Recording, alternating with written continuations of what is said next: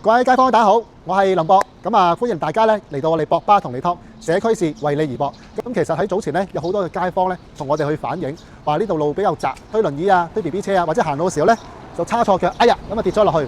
咁所以咧我哋之前咧亦都揾咗好多唔同嘅部門咧一齊喺區議會啦，同埋一齊喺現場視察去改善呢個問題嘅。咁終於喺早前咧係將成條嘅靠背壟道嘅渠蓋咧全部鋪起晒啦。咁而家我哋就要問啲街坊咧，其實有冇實質嘅好處？好，有啲咩改善咗啊？你覺得？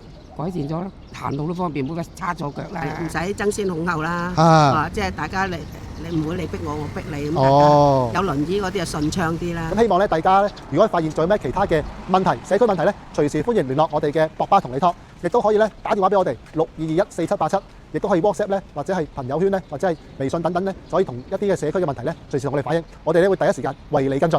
如果大家想睇到最新嘅 YouTube 片，歡迎大家訂閱博巴同你 talk，亦都請大家幫忙分享、share 同埋撳個 like。